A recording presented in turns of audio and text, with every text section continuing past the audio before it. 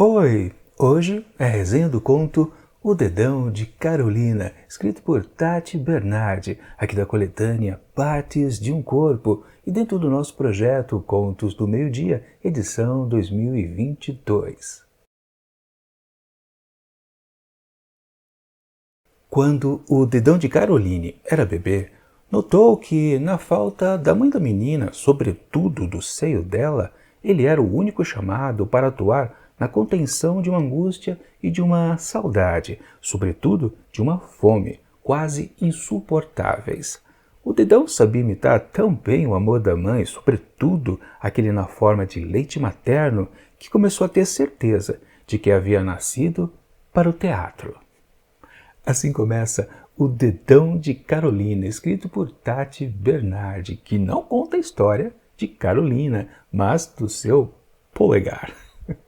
Pois bem, temos aqui um típico texto muito bem humorado que, sim, aliás, muito bem, né? Ele pega a temática aqui dessa coletânea, que exatamente, né, partes de um corpo, se vale do dedão dessa menina e começa a traçar uma trajetória aqui muito interessante. Na verdade, o texto de apresentação aqui do livro diz que esse conto aqui, na verdade, quase um conto de formação, à lá os romances de formação, né? Onde a gente acompanha um protagonista desde a sua tenra idade, às vezes do próprio nascimento, até a sua velhice, né? Passando por todo o seu desenvolvimento, seu amadurecimento, suas dificuldades em viver e se encontrar no mundo. Bom, é basicamente o que acontece aqui, não com Carolina, mas com o seu polegar.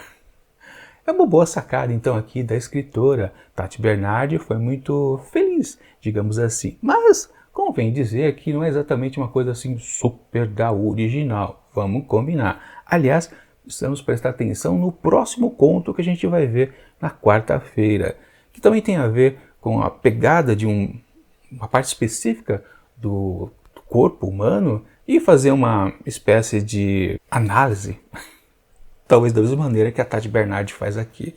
Mas quando a gente comentar o vídeo lá, o conto lá no próximo vídeo da quarta-feira, eu entro em mais detalhes. O que vale é que sim, aqui a Tati Bernardi se valeu realmente das várias utilidades do dedão para a vida de uma pessoa, especificamente então de uma menina. Mas também vamos combinar que pouquíssimas coisas estavam relacionadas ao ser feminino. Acho que só um ou outro, talvez. Acho que não, nem isso. Geralmente está muito genérico. E talvez um ponto que eu não tenha gostado do texto é justamente no momento onde ela faz uma referência ao dedão da vida da Carolina, porque sempre é isso, né? Na verdade, você pensa, é a Carolina que está amadurecendo. Mas no fundo, você acaba entendendo que porque aquilo que está acontecendo com ela, a menina, o dedão tem uma participação ativa, então, de fato, quem está crescendo, amadurecendo, é o dedão. Mas, num certo momento, é dito que o dedão vai prestar, por exemplo, vestibular. Até está escrito aqui, ó, quando o dedão de Carolina tirou nota máxima em redação no vestibular para jornalismo e patati patatá, eu fiquei me perguntando, peraí, como é que um dedão tira nota máxima numa prova de vestibular? O dedão em si, o que ele tem a ver com a nota? Não tem, ainda mais o redação. Só porque ele fica segurando, e agora está me faltando uma caneta, mas só porque ele está segurando a caneta aqui, é um certo exagero. Numa outra referência que foi, acho que antes, sim, foi antes, quando a Carolina fazia aula de desenho, ela até tem uma comparação bastante interessante, que o dedão fazia pole dance no pincel. Ou seja, ali no pincel, enquanto o pincel está rodando lá em cima de uma tela, construindo lá uma imagem qualquer, né, de uma maneira bastante interessante, bastante criativa, a Bernardi colocou o dedão fazendo pole dance, ou seja, ele rodando em torno ali do pincel, do cabo do pincel. Agora, bom, nesse instante aí que da pintura você consegue realmente fazer essa imaginação. Agora, no caso do vestibular, ele está segurando lápis ou caneta que ele está fazendo, então, a prova do vestibular, não tem essa conexão lúdica, imaginativa, fantasiosa, você não consegue conectar uma coisa com a outra. Ou seja, é o único ponto entre tantos exemplos que é dado aqui no texto, acho que são mais ou menos uns 8 por aí, né? Desde a sua infância até a sua idade, um pouco ali da, digamos, 20 e poucos anos. dá para entender todas as motivações onde a vida de Carolina se confunde com o do seu dedão, porque o dedão está ali atuando de alguma forma. Mas aqui, de novo, do vestibular, não dá para fazer essa conexão e você falar, caramba, que boa sacadinha dela, como ela fez no parágrafo anterior, quando ela colocou o dedão fazendo polidense num pincel. Realmente foi uma deslizada.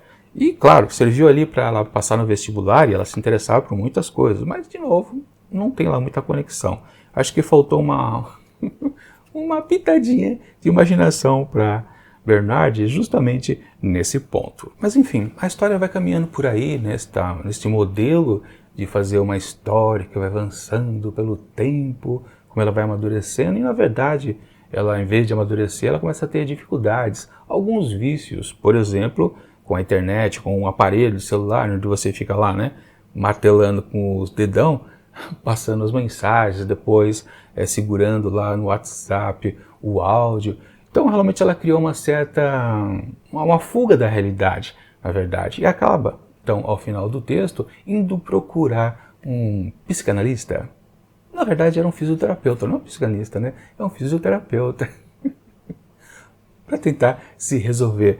Ela passa por um psicanalista? Agora que me toquei, será que... Não, acho que não, né? Acho que eu viajei aqui na maionese. É porque quem faz análise psicológica é realmente o fisioterapeuta, né? Que diz que ela tem uma tendinite no polegar. Até então, o texto o tempo todo chamava o polegar de dedão de Carolina, né? Mas aqui ela até ficou... Ela não, o dedão ficou encantado, né? Para ser chamado de polegar. Mas enfim...